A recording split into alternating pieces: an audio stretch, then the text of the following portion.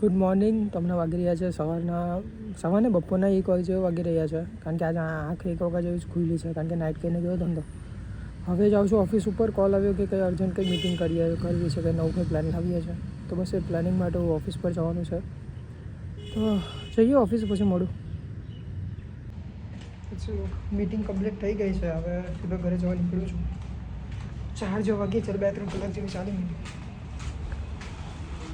ભાઈ સાહેબ, તો આજનો આખો દિવસ તમારો સૂવામાં ગયો એવું કંઈ તો ચાલે, કારણ કે 8:30 વાગ્યા જેવો ઘરે આવ્યો. ઘરે આવીને સીધો સૂઈ ગયો. સૂઈને પછી ઉઠ્યો સીધો હું 12:30 1 વાગ્યા જેવો ઉઠ્યો, અને ત્યાર પછી સીધો ઓફિસ પર ગયો. ઓફિસ પર મીટિંગ પતાવીને હવે ડાયરેક્ટ આવ્યો. 4 વાગે જો ઘરે આવ્યો અને ઇન્સ્ટાગ્રામ પર રીલ્સ સ્ક્રોલ કર્યા કરતો હતો. આજે મેં નવરો હતો, તો એમાં સોફા પર ક્યારે 8 વાગી ગઈ, તો સીધો સૂઈ ગયો અને જસ્ટ હમણાં ઉઠ્યો છું. હવે હાથ પગ ધોઈને સીધો મંદિરે જાઉં છું, અને ત્યાર પછી જોઈએ આગળનો પ્લાન છે. આજે તો રજા છે એટલે શાંતિથી બેસીશું મોડા નાઇટ સુધી, યા ફિર બહાર કશે જઈએ. તો હમણાં તો મંદિરે જાઉં છું. જોઉં કેટલા ફટાફટ ભાગું છું. પ્રસાદ ધરાવવાનો છે, પણ આરતી ચાલુ થઈ ગઈ મને એવું લાગે છે. હોય ફટાફટ ભાગવું પડશે યાર. આટલું બધું કેમ ચાલુ કરી દે ખબર નહીં.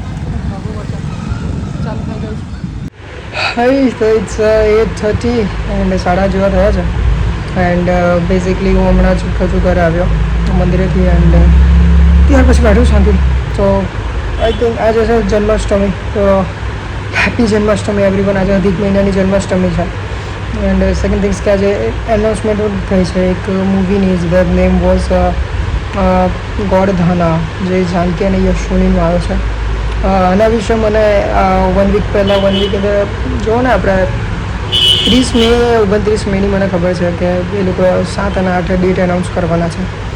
એન્ડ નેમ હજુ ફાઇનલ હતું. એન્ડ 7 અને 8 કૃષ્ણ ભગવાનનો દિવસ છે, એટલે એ લોકોએ આજે પૂજાને એવું રાખ્યું હતું અને એનાઉન્સમેન્ટ કરી છે આજે. યસ, તો આજે એક એનાઉન્સમેન્ટ થઈ છે, અને હોપફુલી કદાચ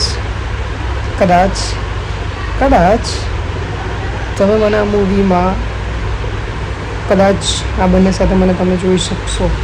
કદાચ ઇટ્સ એનાઉન્સમેન્ટ.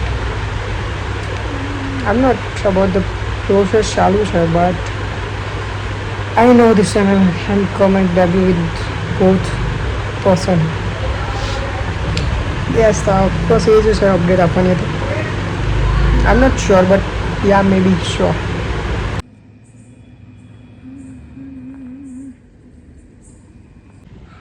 હાય, ઇટ્સ રાતના 1 વાગ્યા છે. એન્ડ ફાઇનલી આખો દિવસનો એન્ડ કામમાં જ બીજો તો બહાર નીકળી ગયા હતા, પણ બ્લોગ નથી લીધો ફ્રેન્ડ સાથે હતો એટલે. હવે ફટાફટ ઘરે જાઉં છું. ઘરે જઈને સીધો સૂઈ જઈશ અને મળીએ મોર્નિંગમાં.